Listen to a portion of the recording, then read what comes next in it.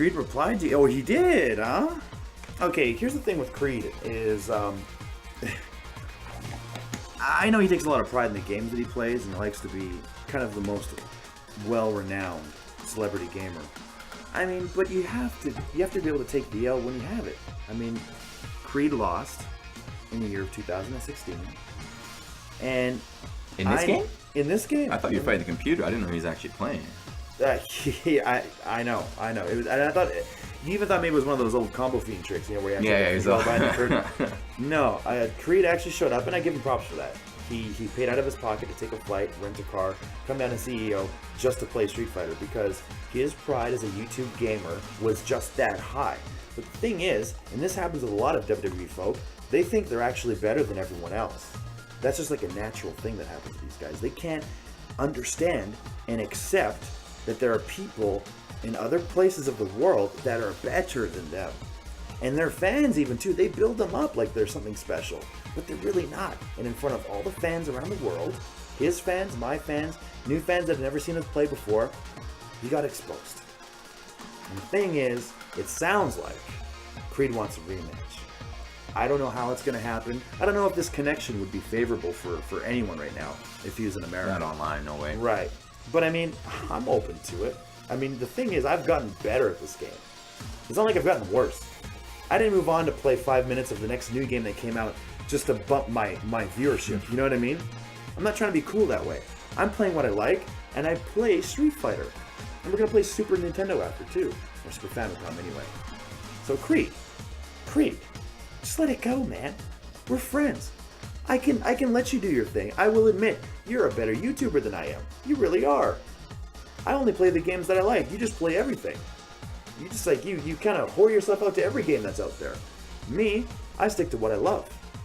But don't show up to my house trying to beat me in what I love. That offends me. It insults me. Okay?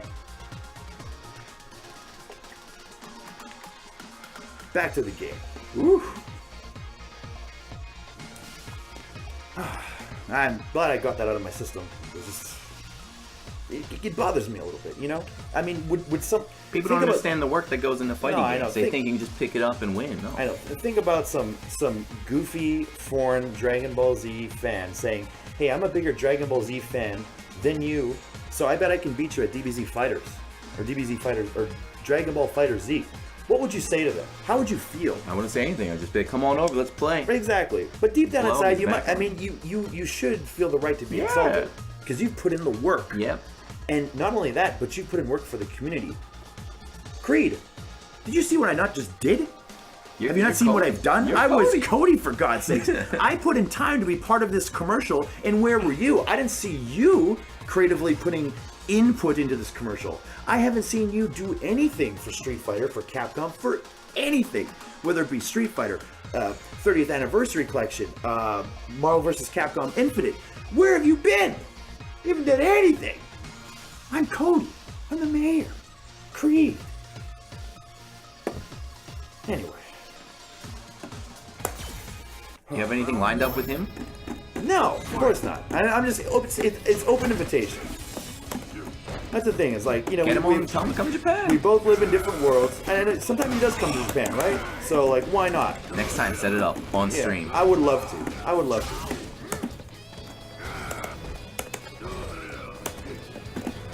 Uh-oh. That talk about Creed made Kenny angry. I can feel it in the play. I'm getting beat up. Run, get out of there. He's pissed. Ooh. Oh. You know, that's funny, because, like, I don't like, you know, wrestling, for me, it's not like a fun thing. It's, like, strictly business, and, like, I want to change things with what I do in the ring. Mm-hmm. And it's like an expression of self, right? So if there's someone that would allow me to do that more, I would love to have that match. Like, a lot of people have kind of come up with their own sort of dream match scenarios, and if that is something that could change the way that you look at wrestling in a positive way, then yeah, that would I guess that would be a match that I would want to do. It's not really about what I want. It's about what would change the landscape for the better in general.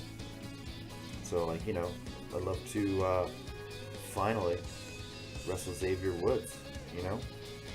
I mean, I'd beat him up, down, left, right, and center in the video game world, but sometimes you gotta just throw down, and it goes to the fisticuffs, and you have to enter the squared circle and settle things like two gentlemen.